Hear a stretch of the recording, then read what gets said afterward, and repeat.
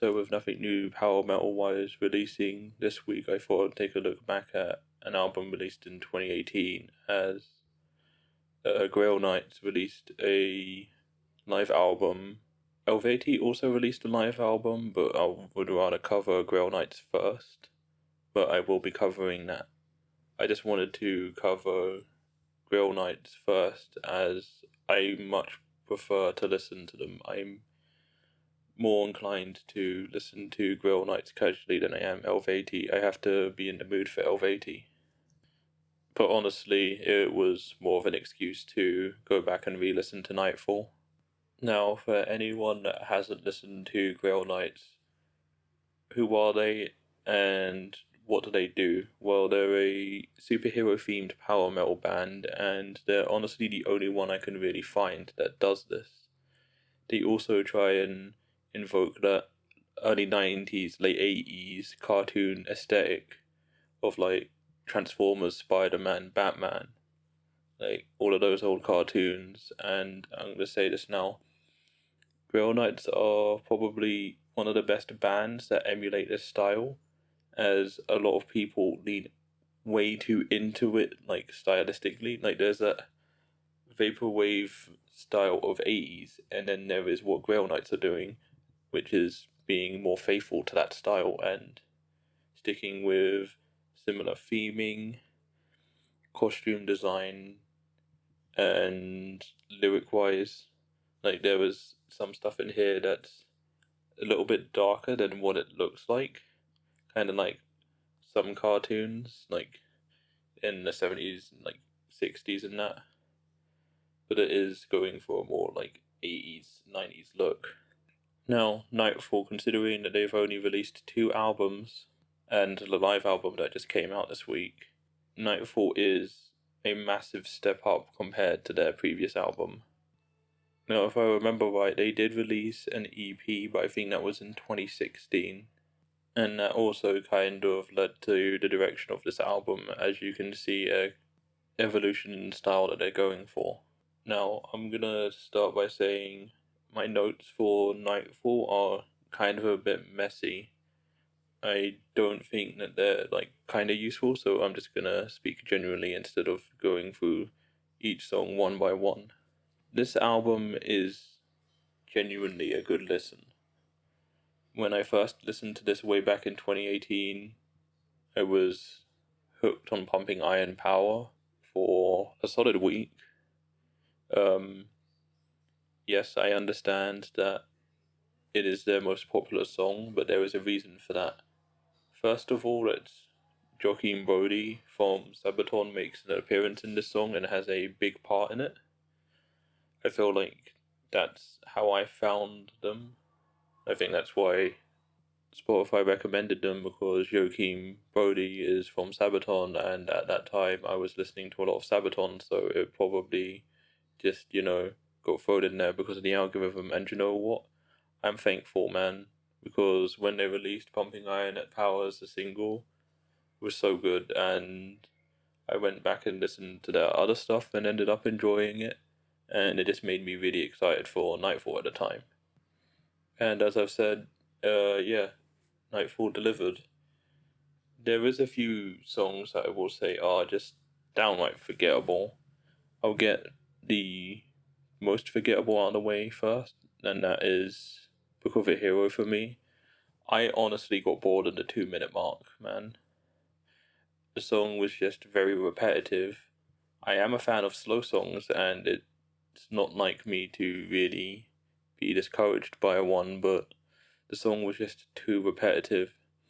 While there is some good vocals in there, it just doesn't save it. It's just slow, boring, the same thing over and over again. And that song shouldn't be 4 minutes long. That thing should be like 2 minutes.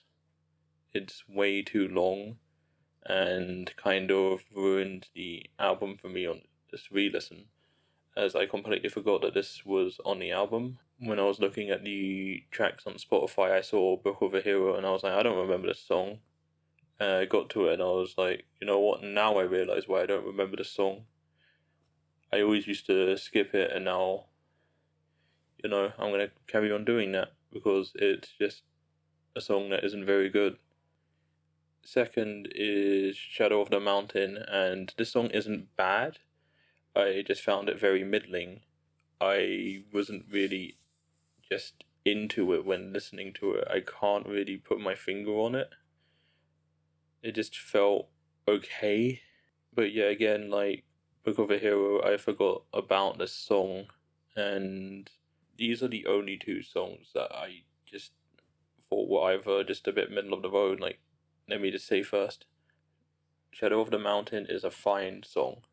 I don't hate it, I can listen to it. It's not like a Book of a Hero where I was just disappointed listening to it. Because honestly, I got about 2 minutes in, started writing my notes, and was just like, you know what, I don't like this song. And with Shadow of the Mountain, I think my main problem was it feels, it's the average song of the album, where it's like you know what they've been doing, you've been hearing what they've been doing. This is a very standard and safe song, and for review purposes, that's kind of a bad thing. But for normal listening, no, the song's fine. If you just want to casually listen to this album and you're a little bit upset that I'm like taking a lot of time to say that this song is bad, first of all, I'm not saying it's bad. I'm saying that I had a problem listening to it because it felt a bit generic to me. And this is just me, I guess, conveying that. Now that I've got that out of the way with, there are some otherwise great songs on this album. March of the Skeletons is fantastic. It's the Halloween song we never needed, but you know what? I'm glad exists. It is something I was blasting on repeat to myself on Halloween. Like, I was putting the song just on repeat constantly because it's so goddamn good.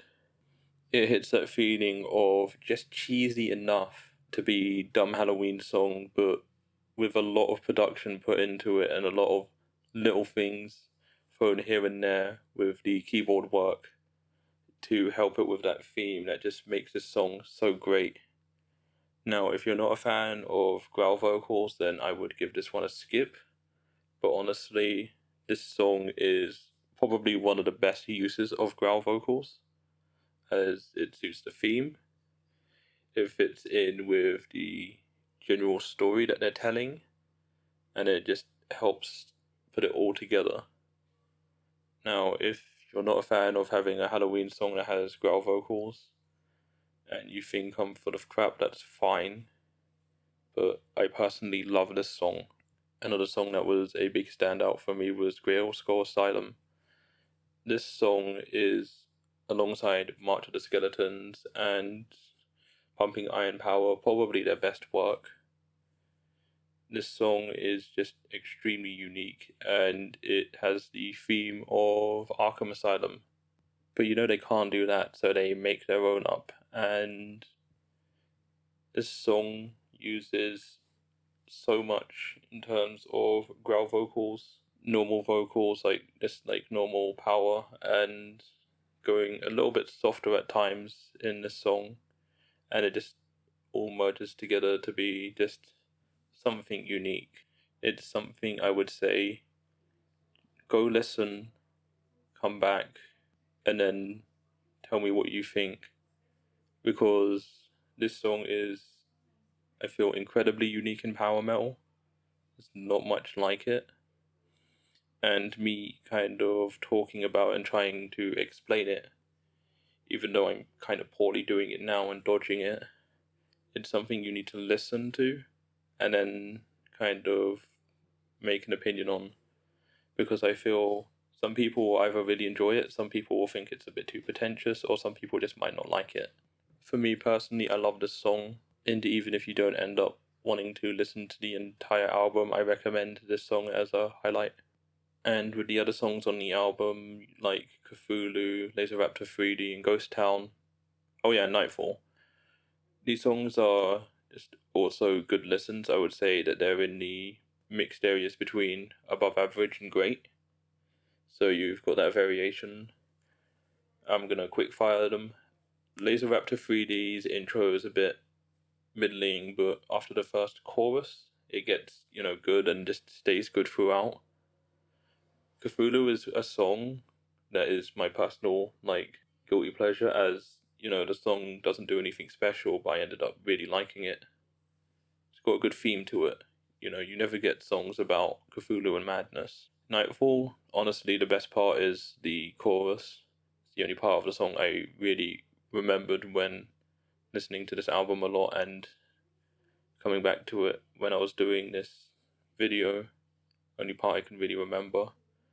And Ghost Town has a small section that I found good, but also found it pretty middling. So, to summarize this album, I do think my personal rating for this album had dropped on this re-listen, and honestly, I'm not really ashamed to say that I'm kind of glad it has.